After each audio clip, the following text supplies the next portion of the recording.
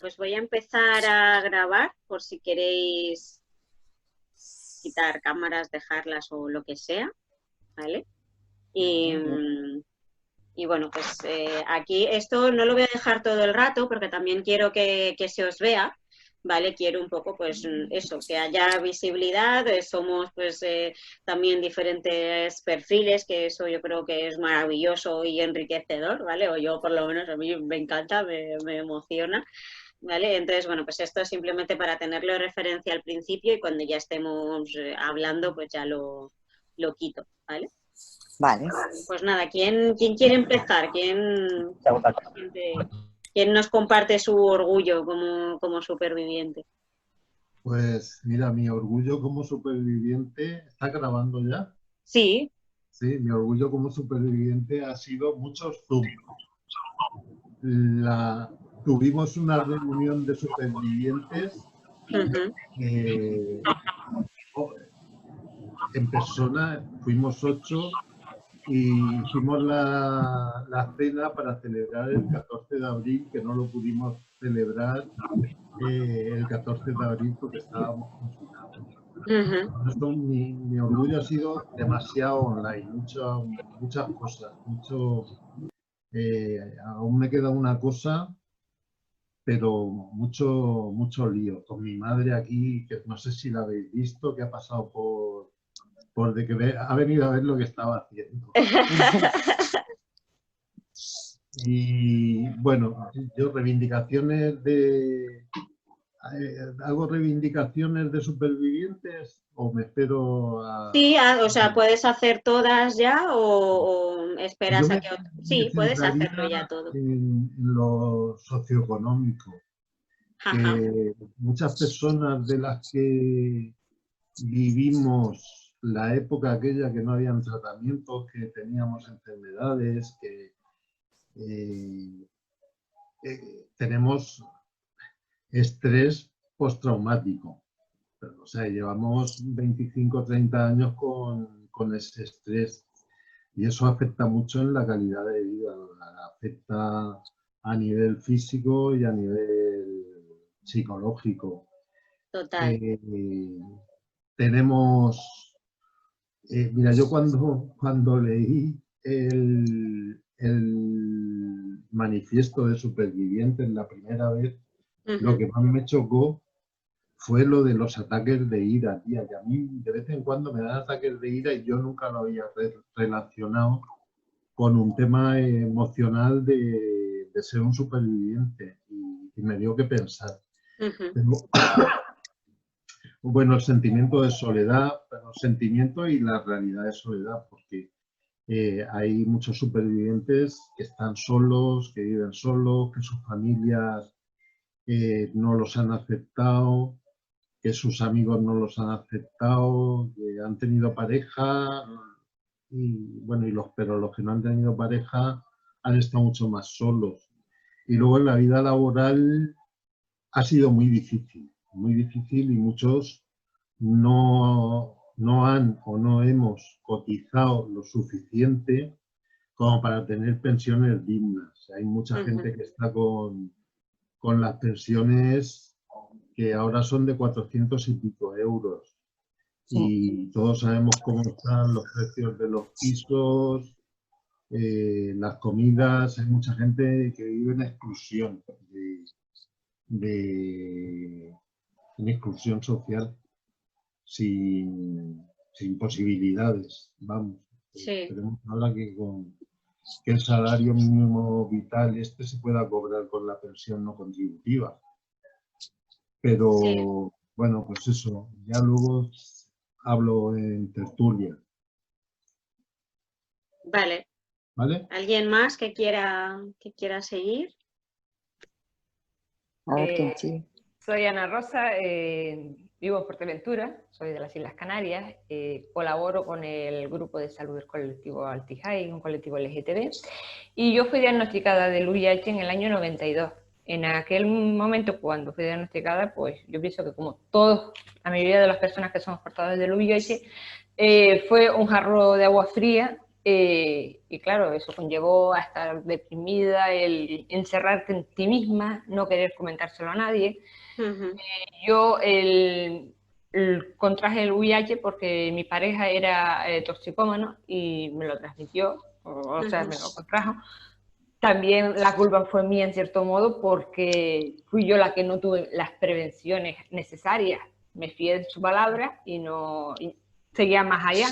Pero también eso quizás en aquel momento, durante los 4 o 5 primeros años conviviendo con el VIH, lo pasé muy mal. Me quería morir, no sabía a quién decírselo.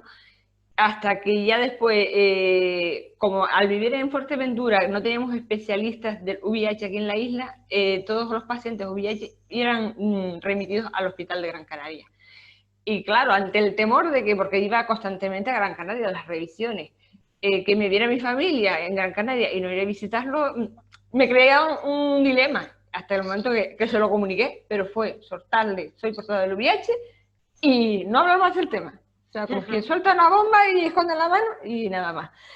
Pero luego después a partir de ahí, incluso yo había tenido un pequeño roce con mi familia cuando me vine a vivir a la isla, cuando me casé con la persona que ellos no querían que yo me casara con esa persona.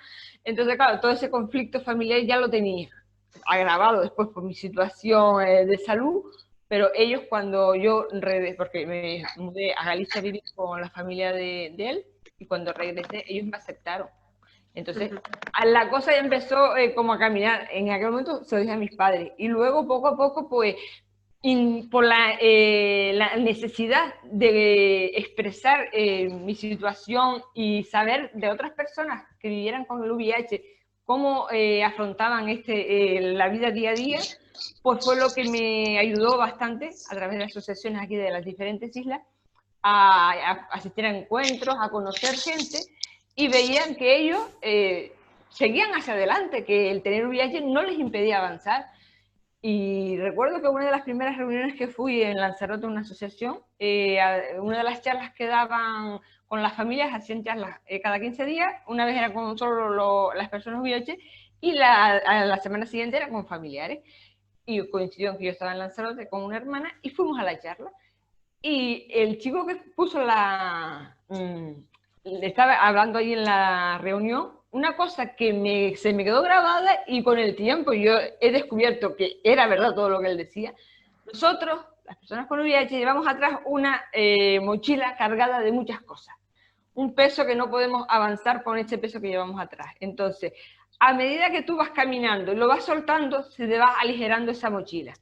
Y yo eso lo empecé a descubrir a medida que iba dándole a conocer a mi entorno, no a todo el mundo, a los que yo creía que estaban preparados para que me aceptaran como era y con lo que tenía, que como que me iba liberando de esa mochila que tenía atrás. Y para mí rechazo nunca tuve. También tanteaba un poquito el tema, si eran personas que tú le hablabas de VIH o le hablabas de SIDA y enseguida te ponían mala cara, digo, con esta persona yo no tengo por qué continuar hablando, porque sé que le voy a decir que soy portador del VIH y me va a cerrar las puertas. Y yo, si ahora estoy bien con esa persona, pues yo sigo mi vida. Y entonces lo que sí he hecho es seguir hacia adelante, liberándome, y hace 3 años yo me hice visible aquí en la isla.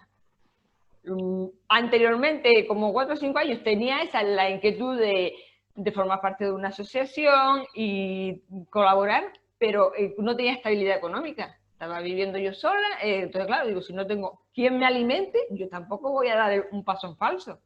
Cuando yo firmé plaza, pues ya, o sea, lo dije abiertamente, incluso los compañeros del trabajo y compañeras me felicitaban por el valor que tuve de dar la cara, y todavía me siguen felicitando, porque todo el mundo no se atreve a decir soy portador del VIH y llevo una vida como el resto de la sociedad, incluso a veces hasta con más energía, con más fuerza, con más ánimo, porque sé que eso no es un impedimento para vivir.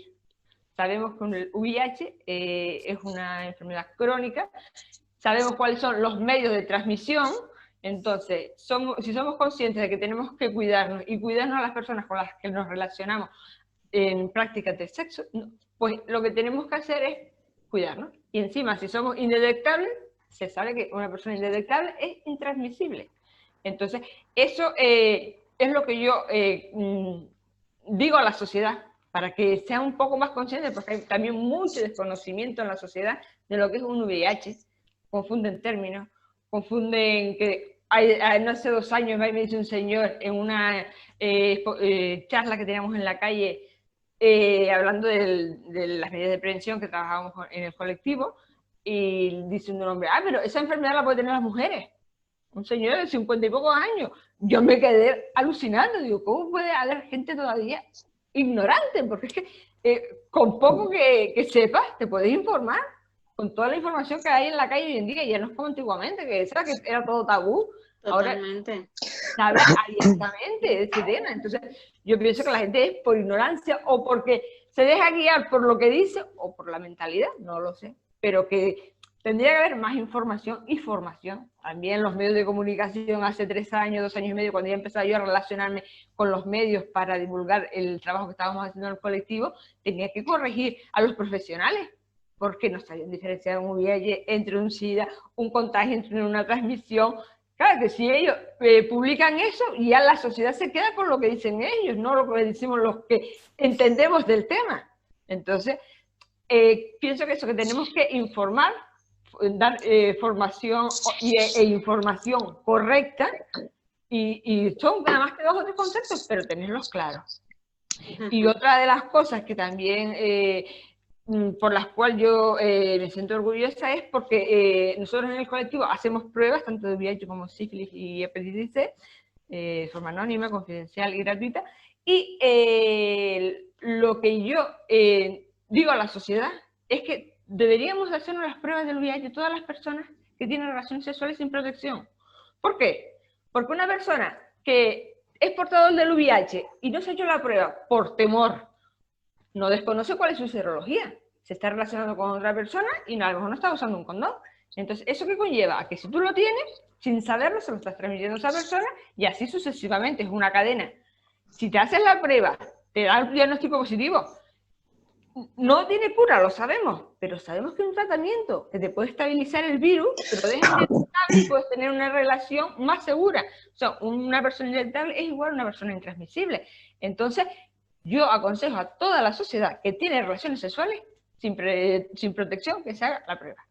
Simplemente por seguridad y por cuidado a sí misma y al resto de la sociedad. Muchas gracias, Ana. Bueno, sigo yo. Dale. Bueno, mi nombre es Tania, llevo 31 años con VIH y mi orgullo principalmente es estar viva, es poder haber podido estar viva para criar a mi hijo, que hoy ya es un adulto. Estoy orgullosa también de ser inmigrante, de haberme atrevido a muchas cosas, a pesar de que he estado, debido a la situación, escondida muchísimos años, ¿no?, detrás de la palestra, pero siempre también muy atenta a todo lo que sucedía al resto de las personas. O sea que ese es mi gran orgullo. Para mí es el haber llegado, el hoy estar viva y poder contarlo y poder animar a las personas a que se puede, y más hoy día. Mi gran orgullo es este. Muchas gracias.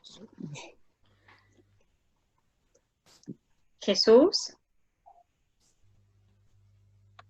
Espera, el micro. A ver. El micro. Vale. Ahí. Que me da miedo porque se está cortando todo el rato. ¿Me oís? Sí. Sí.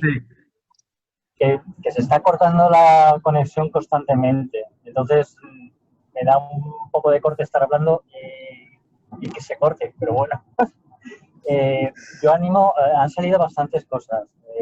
Sí que los avances, sí que la información es vital, porque por mucho que tú quieras contarlo en un tú a tú o en una charla de 30 o 40 personas, no llega tanto como llegan los medios de comunicación, y los medios de comunicación siguen utilizando un lenguaje muy estigmatizante y muy erróneo a la hora de transmitirlo.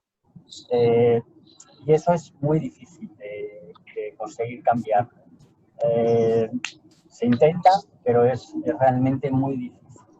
Se les mandan guías, se les habla con ellos, incluso cuando van a escribir, hay veces que te llaman por teléfono para hacerte consultas y dices, mira, tío, mándame el artículo que te lo reviso y tal, y luego pasan o luego ponen cualquier barbaridad. Es importantísimo el lenguaje y sobre todo el que dan los medios de comunicación. Luego, por mi experiencia vital, es importantísimo también el que haya grupos de apoyo. Los grupos de apoyo para mí han sido fundamentales. Yo se los recomiendo a todos. Desde el principio y incluso con cierta simplicidad.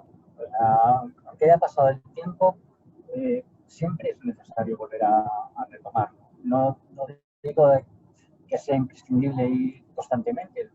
Al principio sí que es necesario, porque hay, pues lo que decía antes la compañera de lo de la mochila, que está muy bien, pero sí que es muy necesario un grupo de apoyo para oír experiencias similares y ver que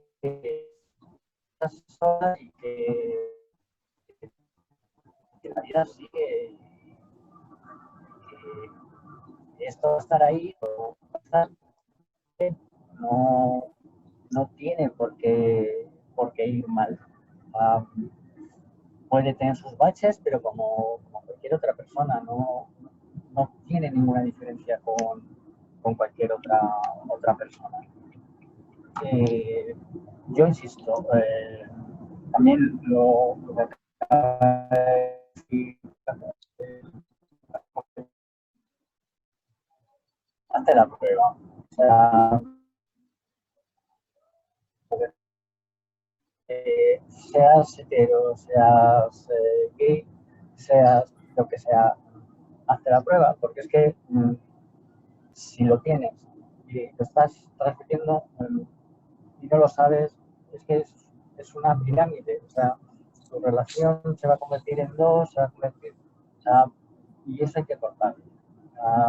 Está habiendo mucha incidencia en población joven, precisamente por eso, que se creen que esto ya ha pasado, que ya no hay ningún tipo de peligro y que ya es una cosa del pasado. Y no, es una cosa que sigue ocurriendo, que afortunadamente sigue ocurriendo de una forma muy diferente a como ocurría en los años 80 y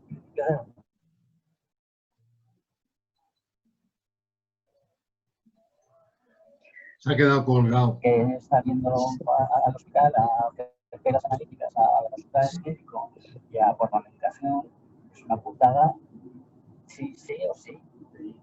Y eso no me lo podéis negar ninguna de las personas que estamos ahora mismo aquí. Y si lo puedes evitar, pues, evítalo. Una cosa que me gustaría agregar a mí, perdón, es como pertenezco al grupo de Supervivents y me gustaría mucho reivindicar el tema de lo que conversábamos antes, ¿no? De la atención en cuanto a salud y también al apoyo social, ¿no? A la hora de solicitar una invalidez, en el momento que uno no carece de salud. Eso es una de las cosas por las cuales también me gustaría sentir orgullo de aquí a unos años, que esa lucha continúe y que se llegue a buen puerto, ¿vale? Es otra de las cosas que quiero un poco reivindicar en esta Semana del Orgullo. Sí, yo pues uniéndome un poco a vuestras, a vuestras aportaciones, que muchísimas gracias. Desde las diferentes facetas de mi persona, ¿vale? Es decir, desde la personal, desde la familiar, desde la profesional, desde la de paciente también, ¿no? Un poco en todos los espacios que he estado.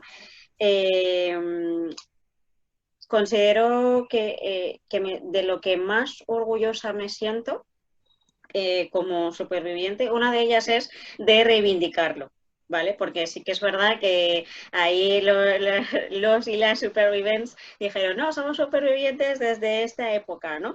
Reivindico también, o sea, porque me encanta compartir con vosotras, me encanta conocer cada vez, ¿no?, a más personas, pero los jóvenes, las jóvenes, los jóvenes también estamos, ¿no? Y hay muchas, yo por ejemplo, pues en mi caso son 27 años, que son los que tengo, y también entramos dentro de ese proceso, ¿no? Que al final también nosotras dentro del colectivo, pues no tenemos como un tú sí, tú no, tú sí, ¿no? Como unos requisitos, sino simplemente pues que el diagnóstico sea, ¿no?, en una época, porque obviamente hay un cambio bastante grande, ¿no?, del 97 hacia atrás y del 97 hacia adelante, ¿no? Entonces, sí que es verdad que yo reivindico, y es de lo que me siento orgullosa, que cuando yo dije con un micro, ¿no?, delante, ¿no?, es que yo también soy superviviente, aunque en mi DNI yo sea joven, ¿no?, la mayoría es que, la verdad es que todos dijeron, tienes razón, ¿no?, y estás incluida. Y hubo un acogimiento de familia, ¿no?, de cuidado, de decir, estás aquí, lo que quieras, contáctanos, o sea, sí, fue como, pues, como padres, madres, tíos, ¿no?, hermanos, todos Qué ahí bonito. contigo, y es algo de lo que yo me siento muy orgullosa, porque siempre lo digo, la comunicación dentro del colectivo, tanto LGTB como VIH, a mí me parece una comunicación muy exigente, ¿vale? Que eso no implica que no sea tierna también, ¿vale? Es algo que a mí, no sé, es con lo que he crecido, no conozco otra cosa, que pues, será mejor o peor, eso ya depende de cada persona, pero lo que es la comunicación, que para mí es importantísima, me la habéis dado todas vosotras, las que estáis aquí, las que no, las que os conoceré, ¿no? Pero es algo que yo he aprendido de, pues al final a todas, ¿no?, en algún momento de nuestra vida, y es algo que reivindico, se nos ha llevado a grupos, que reivindico los grupos, Jesús, no quiero que se me confunda, reivindico muchos grupos porque son muy útiles, pero por ejemplo a los peques se te meten como en guetos y es como, tú tienes que ir aquí porque es donde se toman las pastillas, porque es donde vas a poder hacer cosas que en casa o en la residencia o donde te estés criando no puedes hacer, pero aquí sí. A mí es un poco, es la educación que nos han dado a la gente de mi generación, y es algo que desde mi familia y desde mi propia perspectiva yo dije, no, un grupo, un espacio es un espacio seguro en el que no hay condescendencia y es donde tú vas porque realmente ahí puedes declarar tus necesidades, ahí puedes obviamente ser tú misma y tú mismo, pero no es algo que se haga, digamos, como por conseguir como una especie de reconocimiento público o administrativo, lo que narices sea, ni por acotar tus espacios, sino al contrario. Tiene que ser un espacio seguro en el que tú te sientas a gusto y en el que puedas decir que no te sientes a gusto también. ¿Vale? Que al final eso muchas veces reivindicamos como los grupos y tal, y hay que tener en cuenta que en los colectivos, en el LGTB y en el VIH, fuera, o sea, dentro de la comunicación a mí, ya os digo, me encanta. Y si no lo es, lo puedes decir porque por lo menos se piensa, ¿vale? Y se valora. Pero fuera hay como mucha condescendencia. O la gente que intenta entrar, pues, o por estudios o por lo que sea, que no digo que sea todo el mundo, ¿vale? Pero hay como mucha condescendencia y como mucho de decir, no, pues voy a estudiarte. Y es como, bueno, tendrás que consultarme a mí y a todos los que están conmigo, ¿no? Y ya luego veremos si entras en el grupo a estudiar a saber qué, ¿no? Que eso también seguro que os pasa a nivel profesional, que os llaman, ¿no? Como asociación, como entidades, o lo que sea, ¿no? Que te dicen, no, es que tengo una encuesta o estoy haciendo un estudio, es que yo como antropóloga os digo, es algo que se me cae la vergüenza de decir, bueno, estudio, como os he dicho, desde mi perspectiva personal, pero no voy a entrometerme en tu vida, en tu intimidad, ¿no? Que es algo que, y aquí entra mi reivindicación dentro del colectivo, que mantengamos eso, que nos mantengamos fuertes en eso, que no permitamos que se invada, ¿no? Y que se intrometa cualquier persona en nuestra intimidad, porque tenemos algo muy bonito que es la comunicación, sea la que sea, ¿vale? Y entonces yo pues reivindico eso, ¿no? No sé, cogiendo todo lo que habéis dicho. Muy bien, muchas gracias. Yo también te apoyo a ti, que los grupos son necesarios, sobre todo, ¿sabes?, para las personas VIH, porque a veces hay personas que ni siquiera se lo han dicho a sus familiares más directos y no tienen con quién hablar. Entonces, yendo a los grupos, saben que ahí van a ser tratados por igual, va a ser una comunicación secreta, anónima, o sea, hay confidencialidad ahí dentro y te desahogas, te descargas y a lo mejor con tus familiares eso no puedes hacer porque igual le dices que eres portador del VIH y te dice, vete en tu casa que no te quiero. Cuando eras la misma persona, casi 3 días estaba compartiendo una fiesta con ellos. ¿Sabes qué? Yo pienso que también es un poco, a lo mejor, de sensibilizar un poco más a la sociedad, de hacerles ver que el VIH no es el VIH hace 30 años. Hoy hemos cambiado tanto en la medicación, todos los progresos que hemos tenido. Hay que estudiarlo, valorarlo y eso, hacerle ver a la sociedad de que es simplemente tener un VIH, un tratamiento, un cuidado y poco más, ¿sabes? Que no es una cosa que es difícil de entender. Hay que abrirse un poquito la mente. Y luego otra cosa que también yo reivindico,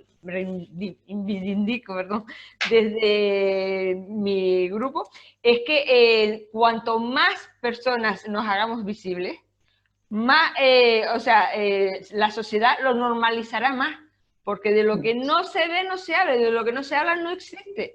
Entonces, yo sé que cuesta mucho el salir del armario, porque en cierto modo es otro armario, ¿sabes? Como el colectivo LGTB, pero es que si tú no te das a conocer de lo que tienes, dando tus razones y dando, ¿sabes? Que tú eres igual que la otra persona, aunque no lo tenga un VIH, entonces se normalizaría la sociedad y nos vería como eso, como otra persona nada más. Hay países europeos que tú decir que tienes VIH no le conlleva nada, porque están, ¿sabes? Tienen otra mentalidad, lo ven desde otras miradas, pero nosotros en España todavía lo tenemos un poquito difícil y en pueblos pequeños pues mucho más. Mucho más, sí. Es verdad. Sí, es verdad. Yo también pienso que no, o sea, todos los extremos, hablando del tema de los grupos, ¿no? Yo creo que todos los extremos son malos y esto de ser un gueto nunca, bueno, no es una de las cosas que me ha gustado, ¿no? Además de que como inmigrante también me he sentido discriminada en algún momento por grupo cuando empecé a contactar con personas que no hace tantos años, ¿no? Seropositivas. Sí que es verdad que por suerte es como en todos los sitios, hay personas buenas y personas malas, ¿no? Esto de generalizar no me gusta nada. Y también considero, ¿no?, de que tienes que buscar tu espacio donde te encuentras bien y no cerrarte solamente a estar en un grupo por miedo a... Porque a pesar de que todavía falta mucho para normalizar nuestra situación, ¿vale? Hay cambios y ves en las personas que te aceptan de otra manera. También es verdad que vivimos, ¿no? Por mi lado vivo en una ciudad que es bastante abierta, pero también tenemos detrás las leyes que por suerte están empezando a apoyarnos en muchos sentidos. A pesar de que el tema salud, lo hago un paréntesis porque me siento bastante descuidada en ese aspecto, ¿no? Como superviviente, pero soy de la idea de esta, ¿no? De estar integrados en la sociedad con total normalidad porque no somos riesgo para nadie, ¿vale? Y tenemos que protegernos mucho y cuidarnos mucho y querernos mucho. Y ya está. Yo, ahora, estamos hablando todos de los grupos de apoyo y yo también quiero hablar. Yo he estado mucho tiempo llevando el grupo de autoapoyo de COGA, hace ya años, mucho tiempo. Y la gente que iba a bajar al grupo, porque nos reuníamos en el sótano, no por escondernos, sino porque no había otro sitio donde reunirse, primero tenían que hablar conmigo. Y yo me daba cuenta que era, aparte de su médico, con la primera persona que verbalizaban que tenían VIH. Y a mí eso me impresionaba un poco, me daba un poco de pudor. Y bueno, luego bajaban o bajábamos y bueno, nos presentábamos todos, a él, a la persona que venía nueva. Y poco a poco la persona iba pillando confianza, pero por lo menos ya tenía con quién socializar. porque luego nos íbamos a cenar, a lo mejor el primer día le daba corte venirse a cenar, por si la gente sabía que éramos seropositivos, o por si se daban cuenta, pero no, al final acababan, se hacían relaciones muy cordiales. Y se hacían relaciones muy cordiales y, bueno, había gente que aprendió a salir del armario y cada cual pues contaba su práctica de cómo había salido del armario, con su familia, con sus amigos, con su pareja. Y la gente, como yo me acuerdo, hasta había un manual que era cómo decírselo a tus padres que eras gay, ¿no? Y yo bajaba aquel manual como manual que servía también de cómo decirles a tus padres que eres VIH positivo. Y bueno, hemos quedado muy buenos amigos. La cena que estaba contando que hicimos el otro día para celebrar el 14 de abril, éramos todos del grupo de VIH, que yo no creo que sea un gueto, yo creo que han sido buenas amistades que han quedado. Claro.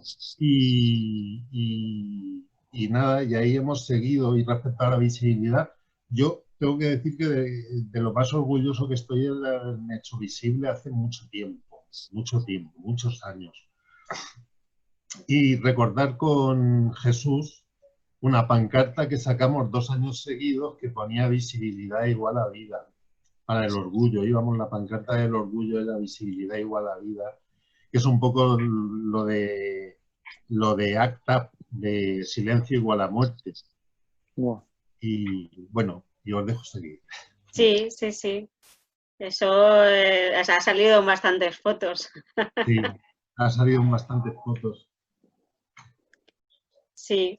Yo aquí, ahora que habláis también de la visibilidad, quería preguntaros un poco ¿qué os ha hecho sentir, por ejemplo, o cómo creéis que os ha influido o cómo creéis que puede influir lo que hemos pasado de estos meses y el tener que llevar todo a lo digital? ¿Cómo creéis que lo podríamos haber vivido si hubiese sido en ese momento? ¿Qué creéis que ha cambiado? ¿Cómo creéis que ha impactado el hecho de que, bueno, como has comentado antes, Quique, ¿no? Mi confinamiento ha sido mucho Zoom, ¿no? Pero aparte, ¿qué creéis que ha mejorado o no ha mejorado? O sea, la visibilidad en lo digital o en lo no digital, un poco el camino que estamos llevando desde ahora, ¿no? Desde la actualidad, que todo lo estamos llevando, que sí, al móvil, al ordenador, tal. ¿Cómo creéis que eso os ha afectado en vuestro día a día o lo que queráis compartir?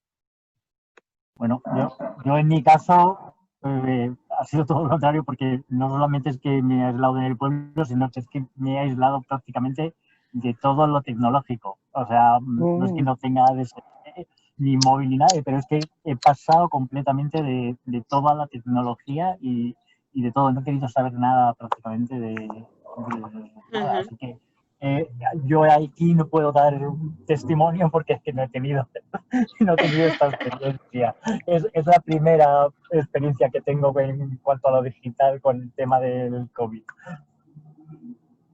Pues muchas gracias por la parte que nos toca, que nos Bueno, este ratito.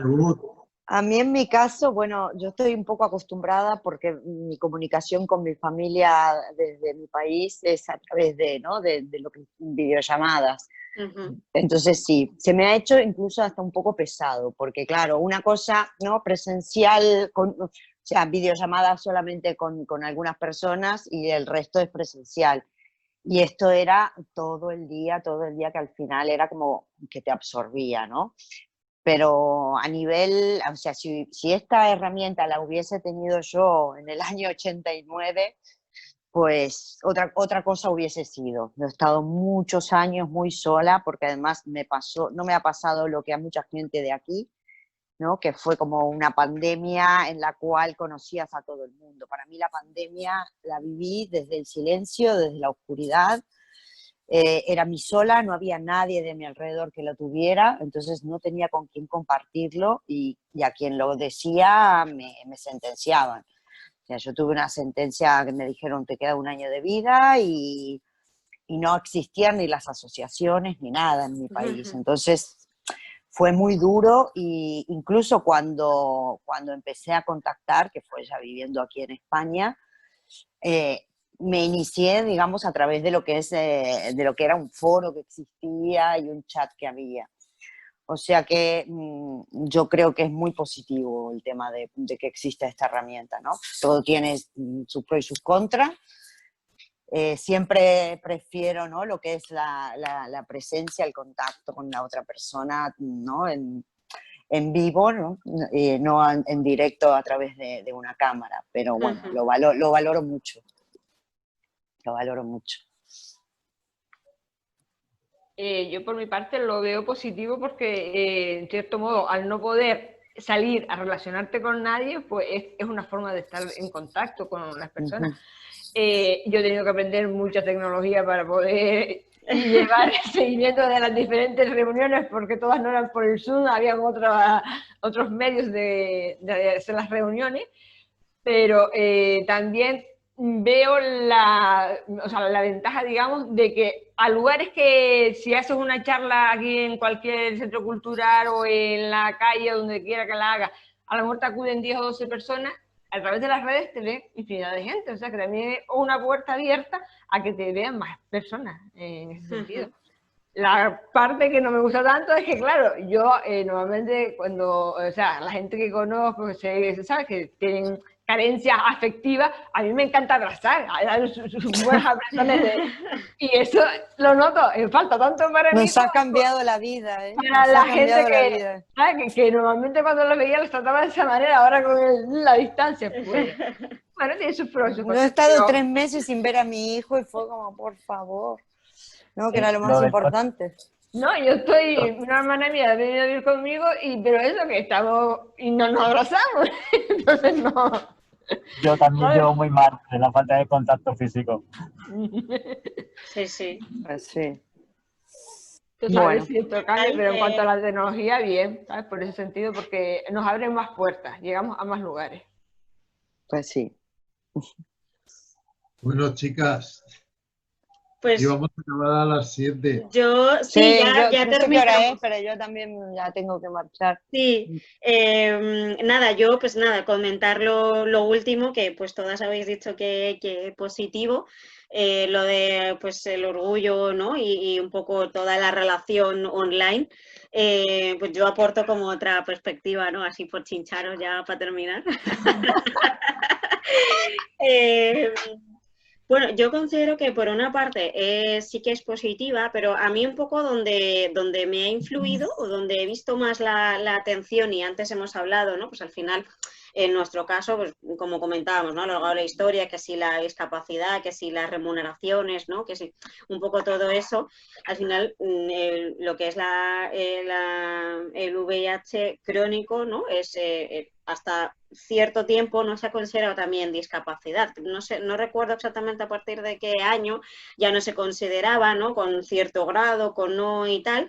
Pero bueno, pensando en este ámbito, ¿no? En este área de personas discapacitadas, pues yo creo que ha sido un orgullo también el que ahora, ¿no? Este año van a poder tener alcance a ello, ¿no? Porque el hecho de ir a un sitio si más difícil, ¿no? Pues una persona que tenga discapacidad física o una persona que tenga alguna patología, ya sea de ansiedades, de nerviosismo, de agorafobia, ¿no? En ese aspecto no podían participar, ¿vale? Y ahora con este orgullo sí, y es algo que, bueno, pues yo también ahí uso de reivindicación un poquito, ¿no? Aparte de que, bueno, pues sí, obviamente ahí estoy de acuerdo, nos ha cambiado mucho la manera pues eso, de contacto, de abrazar, de tal. Y ya la última pregunta para cerrar y ya terminamos.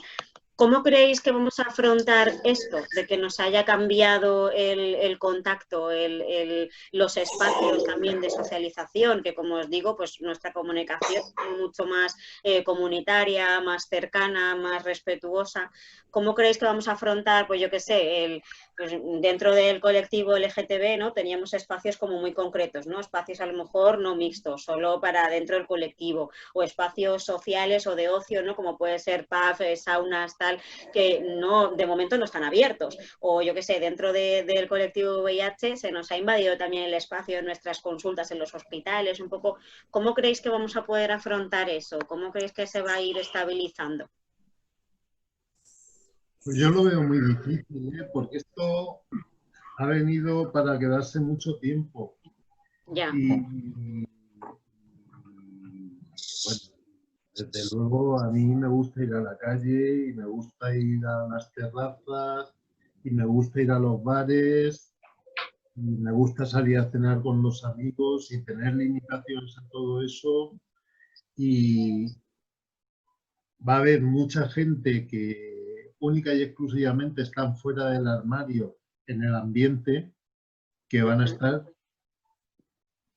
mientras que está todo esto ocurriendo, van a tener que estar metidos en el armario.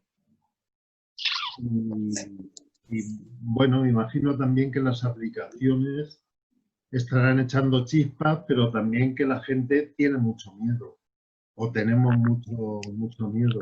Uh-huh. Y sí que van a cambiar las cosas, porque no sé hasta cuantitativamente cuánto va a ser, cualitativamente cuál va a ser el cambio. No lo sé, tenemos que esperar a que vaya pasando el tiempo y comprobando. Yo he quedado ahora, han abierto un bar de ambiente en Alicante, lo abrieron el día 1 y con limitación de aforo. Uh-huh. Y bueno, en el cuarto oscuro han quitado el Erlín, han cerrado las cabinas y han puesto mesas en el cuarto oscuro. En el Hot tengo entendido que abren el día 6 también con la misma dinámica, con limitación de aforo, pero en este de Alicante nos fuimos pronto porque pensábamos que iba a haber cola y estábamos 4 personas. Y volví a ir a los 2 días y estábamos 4 personas. No sé yo si la gente tiene miedo. Uh-huh. Y bueno, y desde luego, como se pongan de bote en bote los bares de ambiente, y haya un brote o un rebrote, nos va a estigmatizar, bueno, ya va a ser lo que nos faltaba a la comunidad LGTB, que haya un brote en Chueca. Nos van a poner bonitas. Nos van a ahí a afilar, vamos. A ver, llevabas razón, Quique, con lo de que las aplicaciones están que echan humo. Sí. Y los bares en Madrid, por lo visto, abren ya el domingo. Los pubs. Sí. Ya queremos ver cómo funciona. Yo creo que como mínimo nos queda para 2 años. Y habrá que seguir así en digital, pero yo creo que luego pasado, cuando ya se normalice el tema, volverá todo a la normalidad. Pero Jesús, ¿qué es que se normalice el tema? Que haya una vacuna, que haya un tratamiento, y eso, para eso queda tiempo. Ya hay mucha gente que no va a aceptar la vacuna. Yo creo, sinceramente, que no va a haber vacuna. O sea, que la única vacuna es que pasa porque se está hablando mucho de la vacuna, pero yo no creo que vaya a esta, pero bueno. Pero es mi teoría, o sea, no sé.